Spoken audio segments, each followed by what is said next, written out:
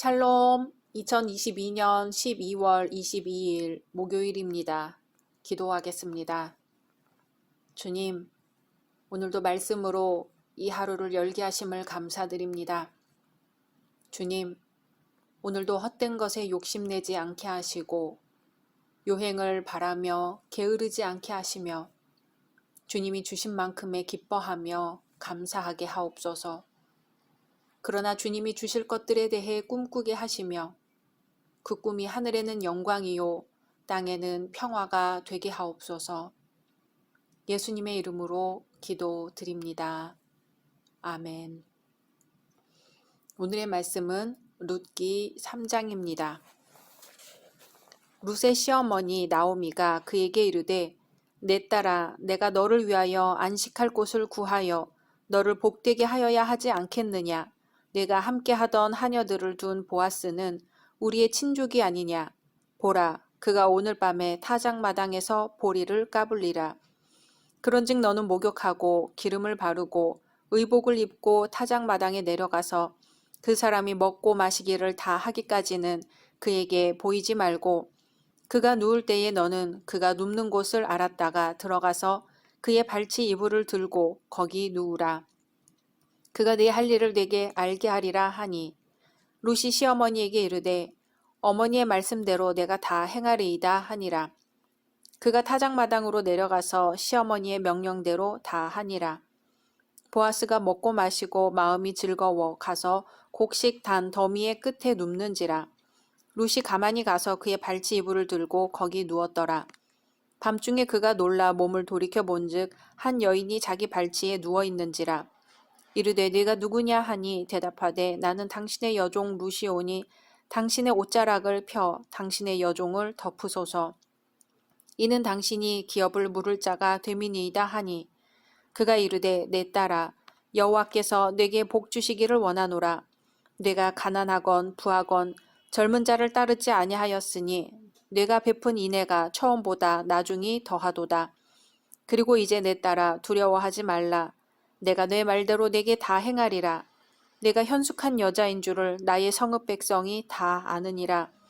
참으로 나는 기업을 물을 자이나 기업 물을 자로서 나보다 더 가까운 사람이 있으니 이 밤에 여기서 머무르라.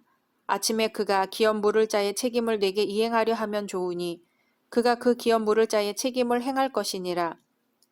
만일 그가 기업 물을 자의 책임을 내게 이행하기를 기뻐하지 아니하면 여호와께서 살아계심을 두고 맹세하노니 내가 기업 물을 자의 책임을 내게 이행하리라.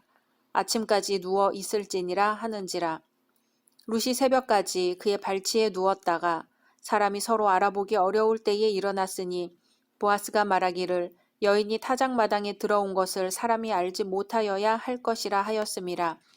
보아스가 이르되 내 겉옷을 가져다가 그것을 펴서 잡으라 하매 그것을 펴서 잡으니 보리를 6번 되어 룻에게 지워주고 성읍으로 들어가니라. 룻이 시어머니에게 가니 그가 이르되 내 딸아 어떻게 되었느냐 하니 룻이 그 사람이 자기에게 행한 것을 다 알리고 이르되 그가 내게 이 보리를 6번 되어주며 이르기를 빈손으로 내 시어머니에게 가지 말라 하더이다 하니라. 이에 시어머니가 이르되 내 딸아 이 사건이 어떻게 될지 알기까지 앉아 있으라. 그 사람이 오늘 이 일을 성취하기 전에는 쉬지 아니하리라 하니라. 아멘. 오늘 말씀은 1장에서는 완전히 감추어져 있었고 2장에서는 어느 정도 암시되었던 룻과 보아스의 결혼 계획이 좀 더 구체적으로 진행됩니다. 즉 보리와 밀 추수가 모두 끝난 어느 날 나오미는 계대 결혼법에 따라 룻을 보아스와 결혼시키기 위해 극적인 계획을 세웠습니다. 그 계획은 다름 아닌 타작하는 날 밤에 룻이 노적가리 곁에서 자고 있는 보아스를 찾아가서 기업 물을 자의 책임을 수행해달라고 요청하는 것이었습니다. 이러한 나오미의 계획은 오늘날의 도덕적 관점에서 이해하기 힘든 점도 있습니다.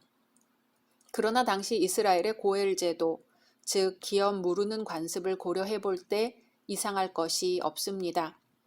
오히려 젊어서 과부된 며느리에 대한 시어머니의 배려와 사랑을 만날 수 있습니다.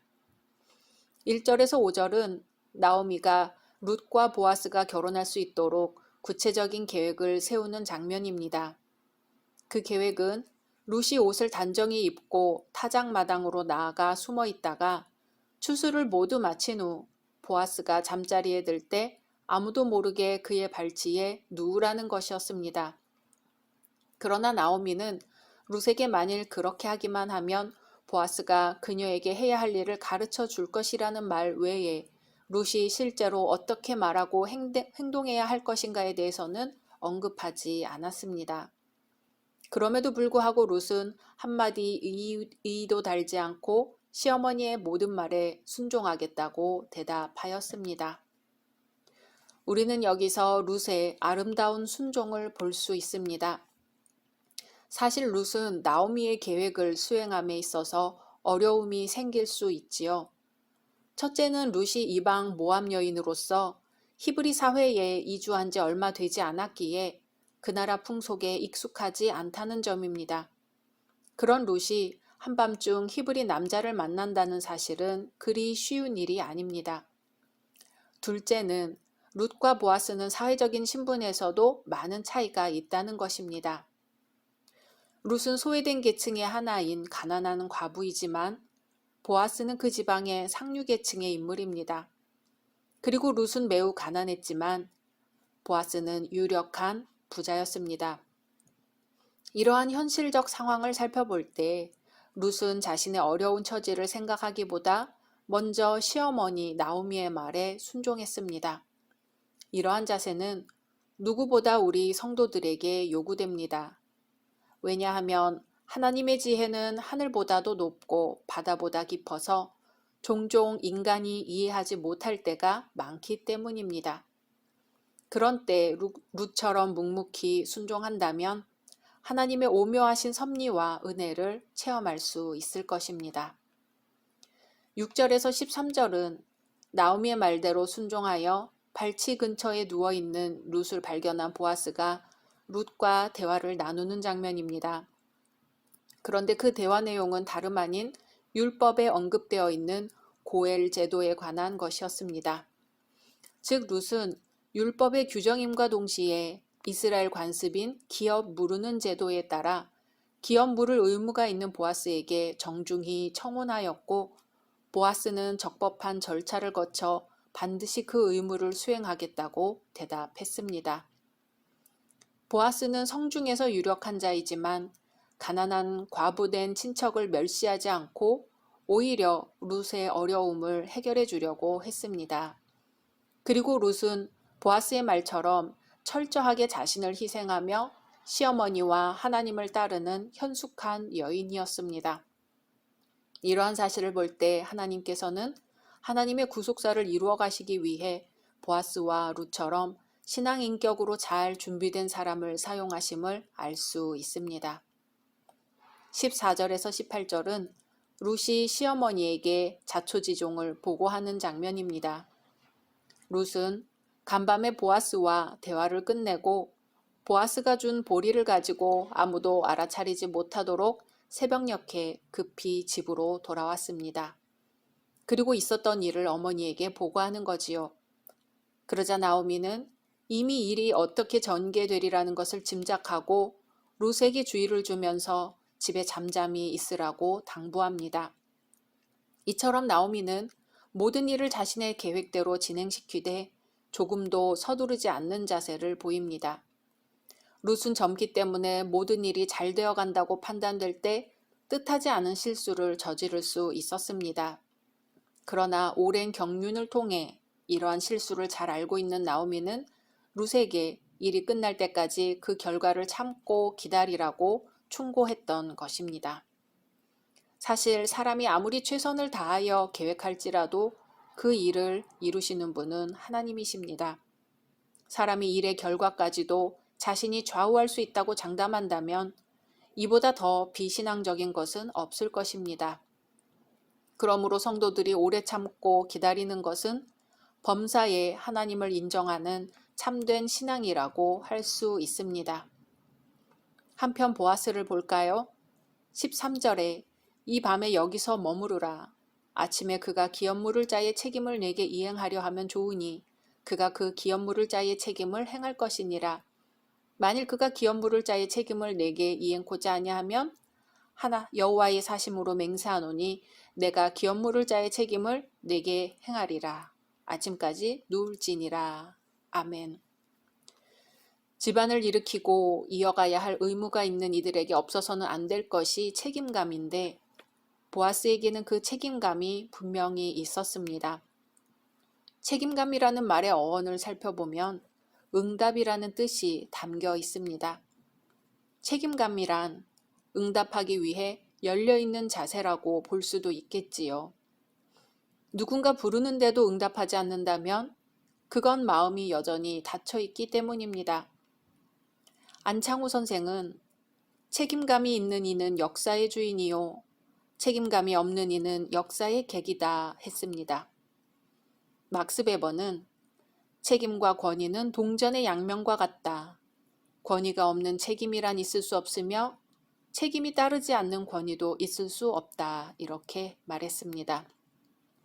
딕스는 이웃에 대하여 자신의 책임을 다하는 것이야말로 하나님이 주신 가장 큰 축복이라고 했습니다. 바로 이 자세가 우리 신앙인들에게도 필요합니다. 선택적으로 받아들이고 순종하는 것은 책임 있는 자세가 아닙니다. 내 뜻과 취향에 맞든 안 맞든 사명에 걸맞도록 행동하는 것은 신앙인이 마땅히 가져야 할 자세입니다. 보아스를 단순히 개인적으로 참 괜찮은 사람이라고만 평가할 수는 없습니다. 보아스는 철저히 하나님의 말씀을 따르려고 했던 사람입니다. 가난한 과부를 대하는 태도, 이웃과 가진 것을 나누려는 자세뿐 아니라 율법의 근본 정신인 사랑을 실천하려고 했던 사람입니다. 하나님께서 우리 각자에게 직분을 맡기셨습니다.